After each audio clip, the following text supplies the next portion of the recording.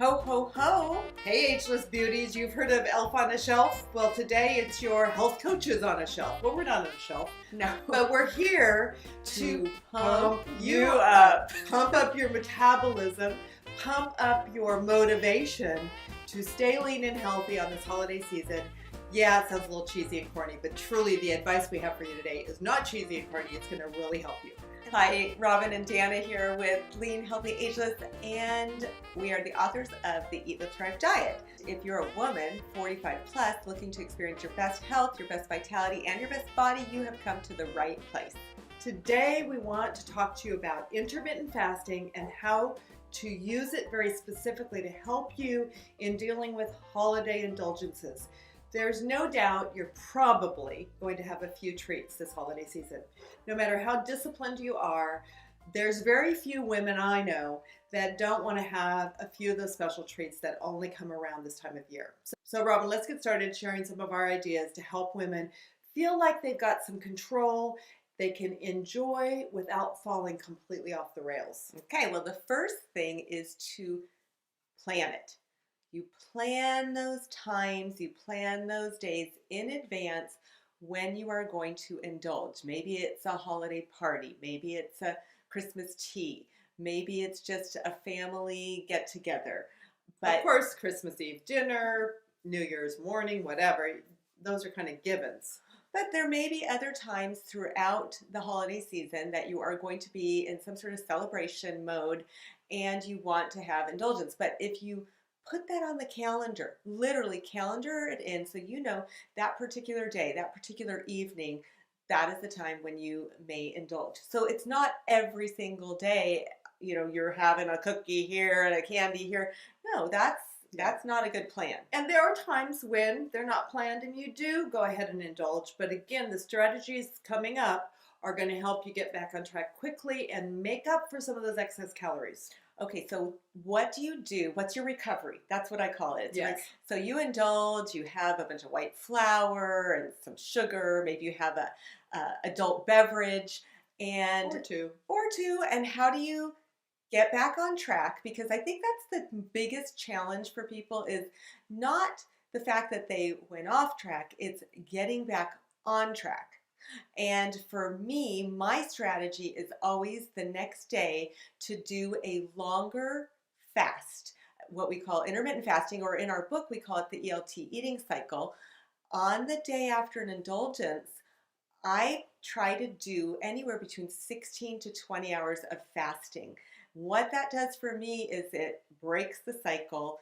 It cleanses my body. It like gets that sugar, that white flour. I'm usually not feeling that great that day. And it will give me that time to kind of push that out of my system, clean my system, and be able to start with my first meal after that, maybe 16 or 20 hours later. In the day. As an example, you went to a holiday party, you had indulgences, you had your adult beverages, all that stuff. And maybe the last thing you ate or drank was at 10 p.m. at night. Well, to do a 16-hour fast, that means you're going to go to about 2 p.m. the next day. That's not that hard. You're probably a little more full than usual. You might have some more cravings from having those indulgences, but as you cleanse the body and drink lots of liquids and so forth and go on that fast, those are going to calm down. And when we do a fast, we do allow for a small amount of caffeinated beverage like coffee or tea, which actually can help with the hunger. Especially for me, the next morning after I've indulged, I'm actually more hungry. I'm the opposite. Some people more are hungry. Yeah. So having that little cup of coffee with a very small amount of, maybe 20 calories worth of either milk or almond milk or something, won't break my fast, but will help me kind of push through that hunger pain to get to able to fast for 16 to 18 hours. Well, and speaking of hunger, there is a brilliant tool that Robyn and I have used, hundreds and hundreds of our clients have used, and it's been very beneficial. It's called Lividia Hunger Control Formula. It is an all-natural, non-stimulant hunger control formula. The original formula of Lividia can be taken on an empty stomach, and we both use it to extend our fasts. So that next morning, whether you have an appetite or not, you take it first thing with your tea, your coffee, or whatever, and it will help that hunger in the morning. Regarding the beverages that Robyn was talking about in the morning, coffee, tea, or whatever you like in the morning, you can add a little bit of, say, half and half or almond milk, up to about 30 calories within a 3-hour period without officially breaking your fast. So that kind of helps you extend as well. And as Robyn mentioned, caffeine can actually diminish your appetite. So give that a try, because you'll find if you can do that consistently, you're going to make up for some of those calories you overate the day before. Now, that's an extended fast for kind of cleansing your body, resetting after an indulgence day. But what about the rest of the week? I would suggest doing a fast maybe 14 to 16 hours, 2 to 3 days a week. They're not really necessarily recovery days, but they're going to overall help you combat those excess calories that you're taking in during the season. And make sure when you break your fast, you're breaking it in a way that will stabilize your blood sugar. So you want a good source of protein, a good source of fiber.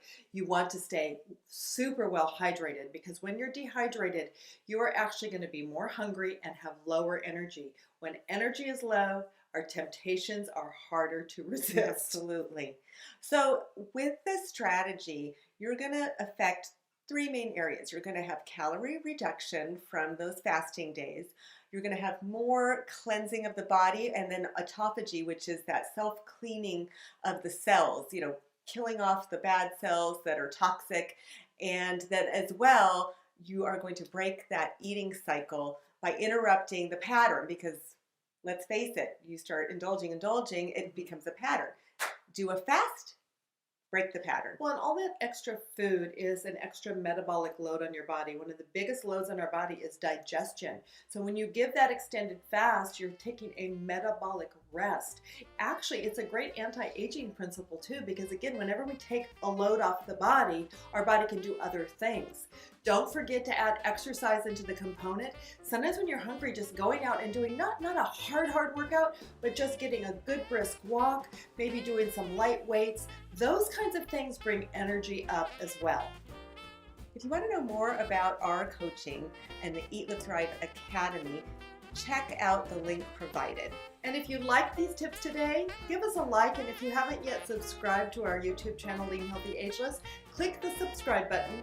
Don't forget to click the little bell, and you'll get a notification every time we put up a new video.